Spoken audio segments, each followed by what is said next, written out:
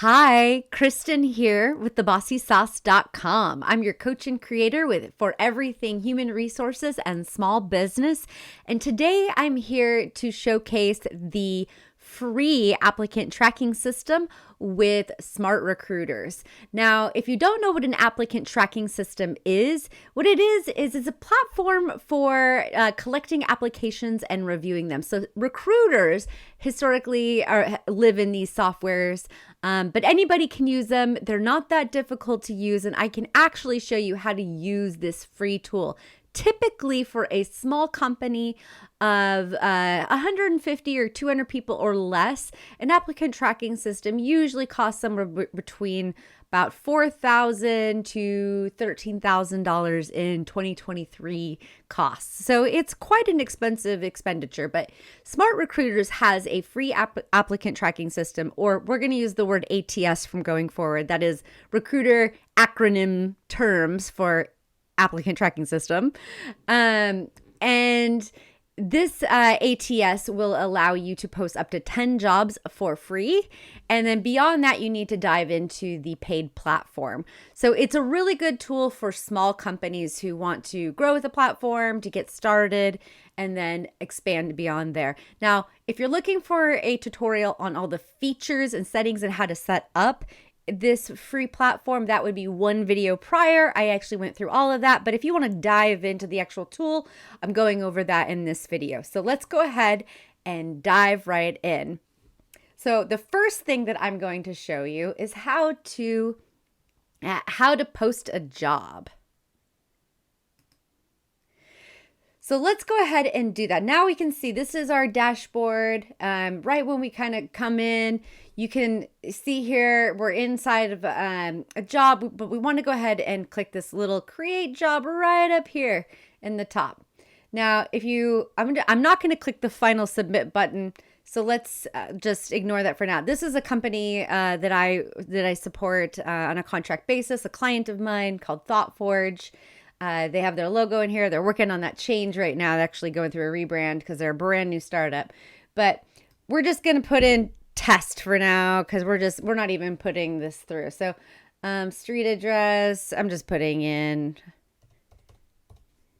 we're going to put in, oops. My keyboard is far away so I can make room for my microphone. Okay, so one thing that I do like about this platform is that it saves things from the prior times that you put in job descriptions. So it's really nice. You can put in a company description and that'll save from the times prior. The only things you really need to input are the job description and the qualifications area. So anything about additional info, which we have here are company benefits, and then our EEOC blurb, we kept that in here. And then if you have anything that you want to include here, like videos or anything, you could go ahead and include that. But I'm just going to put here, and just to move the process forward to show you what it's like. So let's go ahead and move that forward. Sure, this is a software engineering job for the sake of we're playing around today. Yeah, okay, good. This looks all good. Okay, so one thing to note is it will actually go to the job aggregators. I'm gonna actually untick this job. What those actually mean is it's gonna go to Indeed, Simply Hired, Glassdoor, all of those. So if it'll auto tick that box, but we're just gonna untick it for the sake of, because I don't want actually that to go. But I'm gonna click save and not publish right now. And I am a recruiter. But if we want to add more people, what we would do here is we type their name in, and you could add them as different roles within the position. And this actually comes in handy later because they will get notifications and everything when you review candidates or push them through the process. So it is good to have your hiring team added in at this stage. But again, we're just going to move this forward. Okay, so we have the hire team, just me for right now. And job has been saved. So here we have the job. It's pretend that it's been published. We have the ability to look at data for where we're getting candidates. We have job ad. This is what it looks like. And then we can look at our job details here. Oh, this is the hiring process that we set up. Again, this in the settings. You'll be able to adjust this if you wanted to change it. You can adjust this in the settings, which is right up here in settings. And again, I won't go over this anymore because that is the prior video. So anytime I reference the settings, this is now where you will access that. Okay, so everything looks good. If I did publish it, I think it's because it's not published, it's not showing this. You would be able to, you'd be able to go through and actually pay for job spots on LinkedIn or any other job boards. But I'm not going to show you that today because I don't want to actually publish this job. But that it'd be one of these tabs here, and you would actually be able to go through and add jobs that you could pay for. And now I just want to be clear that the applicant tracking system is free, but if you want to get a lot of traction on the jobs without having to source a ton of candidates, you're going to want to pay for a job slot on a board like LinkedIn. Okay. And those right now, as of the current, as of the 2023 jobs through SmartRecruiters, cost $325 a slot. If you have a LinkedIn recruiter license, it comes with job slots. That's amazing. Obviously, that is a different situation. From what I can tell, there isn't the integration connection. I'm forgetting what that's called, but where you can have things auto aggregated and posted from your LinkedIn recruiter job slots into SmartRecruiters with the free applicant tracking system. So you would have to go through the manual postings. So that is something that is a little bit of a downfall, but you're saving either your company potentially $5,000, $6,000, $7,000 a year, probably for the cost of what you'd likely be spending on an applicant in ATS. So, okay, now we're going to talk about adding somebody into the ATS. You can click people right here, and we're going to go right here and we're going to say add candidate. So we're going to click that. What I'm going to show you is I'm just going to add myself, and I'm going to show you how to do that with a LinkedIn profile. So let's say you find somebody on LinkedIn. This is me, and you have to be first degree connected with this person or have a tool like LinkedIn Recruiter or Sales Navigator or something to have the ability to do this. But you can save to PDF if you don't have their resume, and it should give you all the information that you need, like their email. And we're going to go back. Oops. We're going to go. Yikes. I keep jumping everywhere.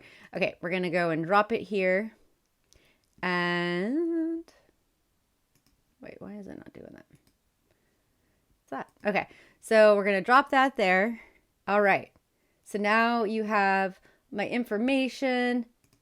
Now, the one thing that I'm not a fan of is that you can't change the source.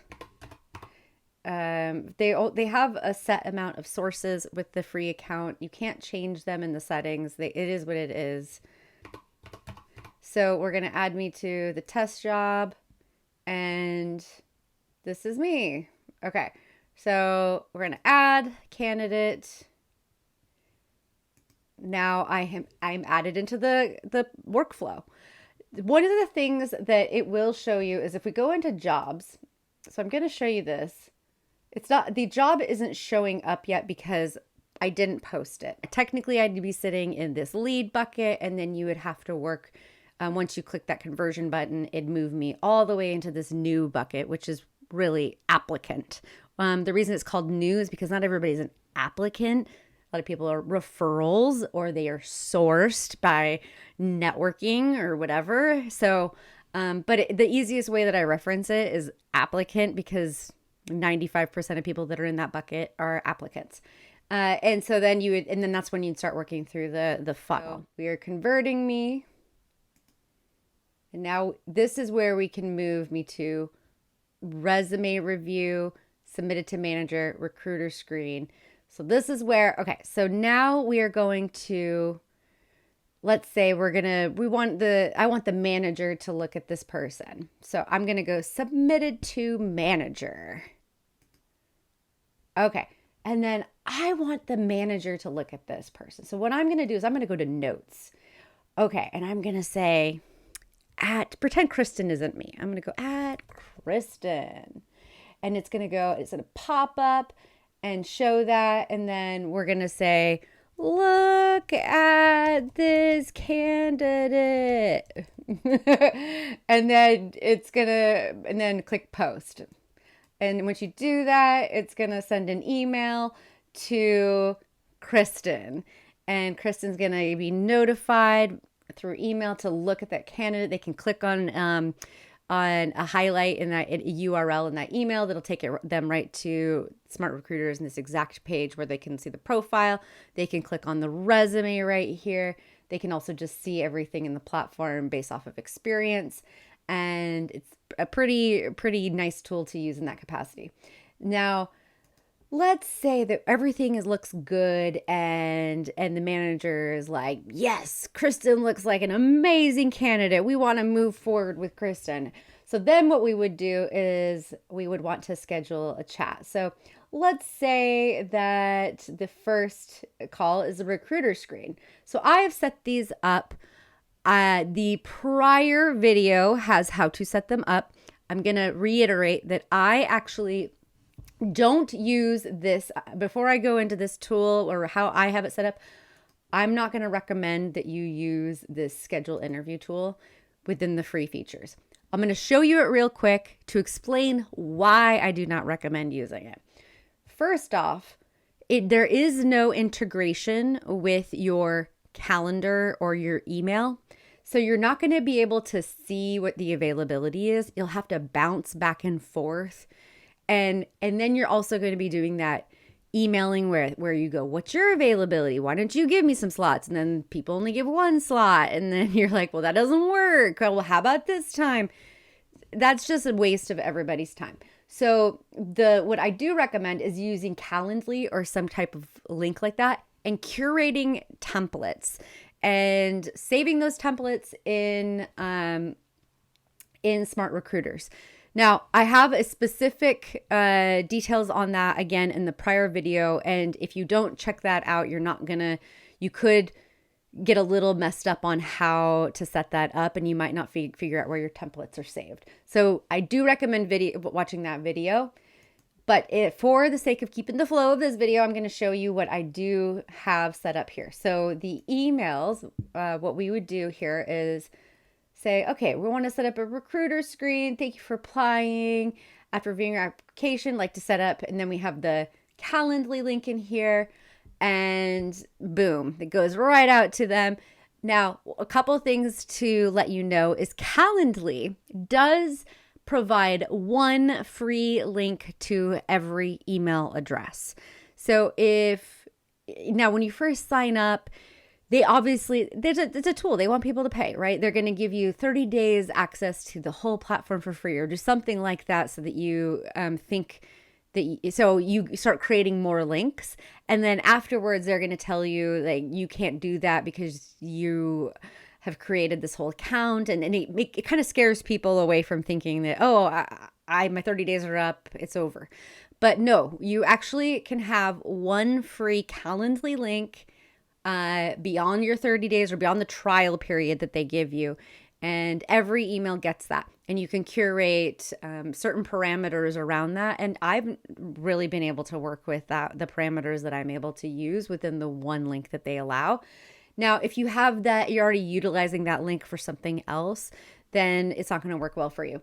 But another thing is HoneyBook is a fantastic tool, and it's there's an offer that I can give people as an affiliate for $1 a month for the first 6 months, and they have unlimited calendar linking. Now, I will note when you do use the calendar tool, it kind of does treat people like their clients. So you have to delete them from your projects. I just go through like once a week and delete. And it's not a problem for me.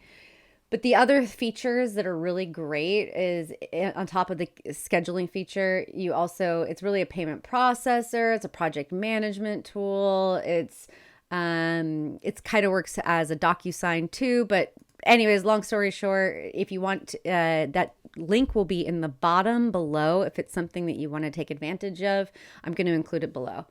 And so once you get your jobs posted, this is what they will actually look like in the platform. And so it's hard to kind of manipulate the branding to look like your branding. You can do that if you're willing to get into the code and pair it with your website. But as far as the flow and everything, I mean, it looks nice. If you spend time putting your job descriptions together nicely, it looks nice, right?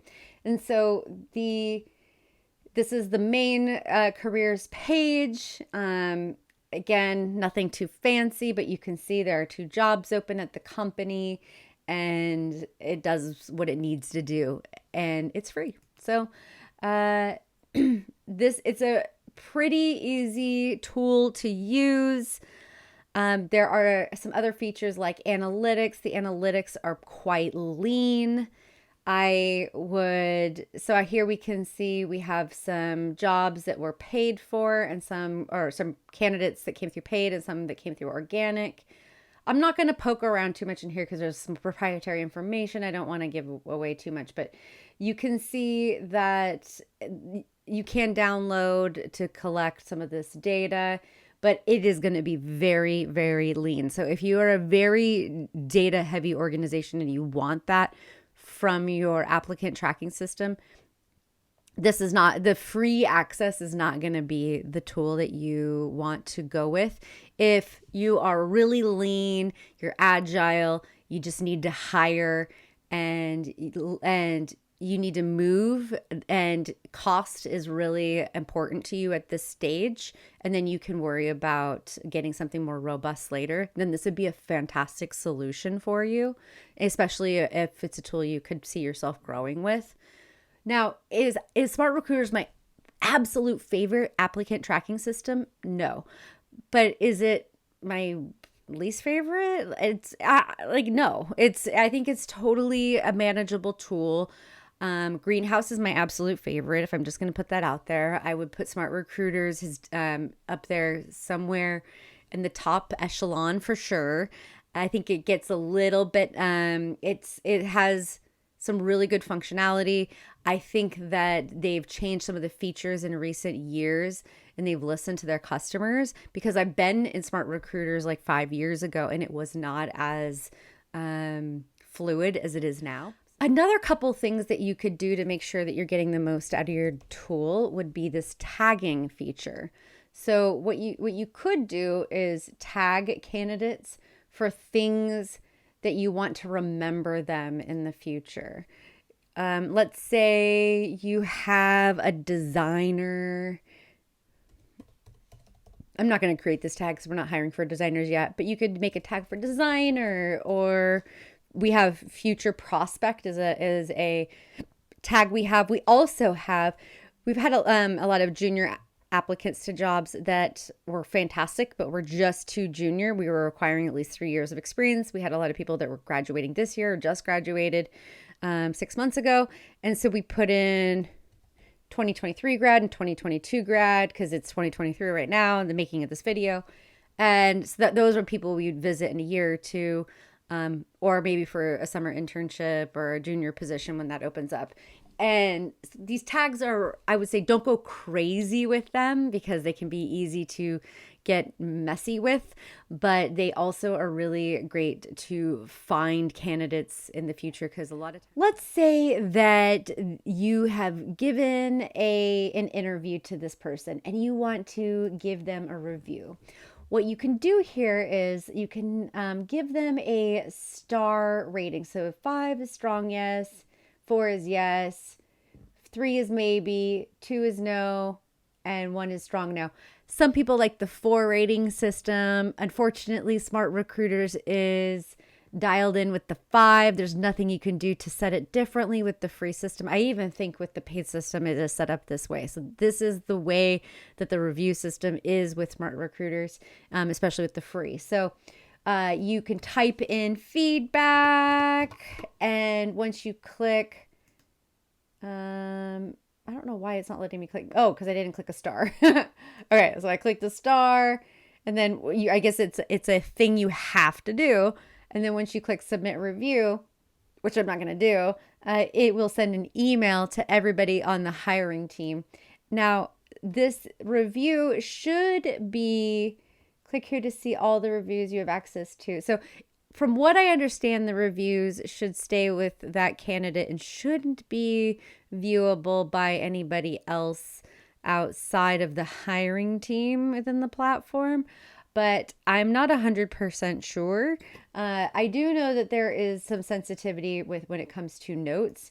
So looping back to the notes, you can have different levels of what you want the notes that you're leaving to have visibility with. But the reviews, I believe that it should only be viewable to the hiring team, and that everybody else, you're going to have to, anybody else that wants to see those notes, you're going to have to share that with them manually in some capacity, either through a screenshot or copy paste or something. So let's talk about what you do when we finally get to that rejection time. So what you're going to do here is click this reject button. Now I am going to reject myself. So we have here, these are the reasons for rejection. They cannot be changed. Unfortunately, I've already come across reasons that I would like to have in here. For example, a candidate removed themselves from the process. That is one reason that is not in here. Candidate wanted more for compensation. That was another reason that I've come across that is not in here. So other is one that has kind of been a blanket, which is not good for data collection, but I don't think that the reporting is robust enough to be collecting this anyway. So really, this would be something that you would still recommend trying to be accurate, because at some point, if you do the paid version, the data for this will be aggregated and you can use what you can use in the future. But for the sake of what I like and don't like, I don't like that you can't edit this. You can click right here. There is an ability to send the rejection email. There's a template. I've set up a template here. And there is an ability to delay the message. I always delay it 2 days because I want to let people know. But when they're an applicant, I delay it 2 days. When they have interviewed, they get more of a custom. I might have a template, but then I customize it a little bit, right? And then I message them immediately. But in 2 days, the reason why I do that with applicants and the reason why that exists here, and I think 2 days is perfect, is you don't want to accidentally pass on somebody who just applied that day, and you're just too busy going through applicants to keep up with that. And you also want to let people know quickly if they're not a right fit for the position. So this is a nice way to do that.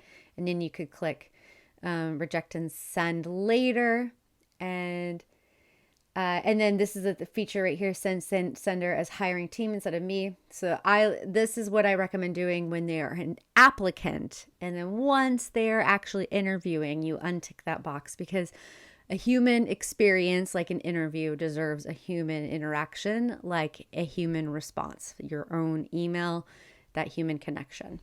So then you'd click that, and then, yeah. So I'm not going to do it. I don't know why. It's just me. But anyways, that's pretty much all the features that we have to show today with SmartRecruiters. I see a lot of Bay Area startups that are like VC funded that will be using tools like Lever. And I think Lever is fantastic. It's actually one of my favorite ATSs as well. Put it in the top tier. But I also think that SmartRecruiters is a highly forgotten about ATS when it comes to the functionality and the fact that they're offering this much for free. I'm surprised that there are startups out there that are paying for a tool that's just as comparable as something out there that's for free, especially when they are green and starting out. So really, really look into using Greenhouse. Another thing to note is that if you decide to use Greenhouse, the free version, and you want to grow with Greenhouse, that you can grow and expand into the additional features. If you decide later that you don't want to use those additional features and you want to take all of these applicants over to another tool, all of those other ATS softwares will integrate and take all of those candidates over and all of that information and data so that you can have that in the future, as long as GDPR doesn't come into the US and allows for it, because it's possible that maybe there will be some laws in the future. But as of right now, you can take all that data with you. So that's worth noting. Okay, so that's all I got for you today. If you liked this video, if you found value in it, please give it a thumbs up. Please subscribe. And I look forward to seeing you in the next video. Have a good one. Bye for now.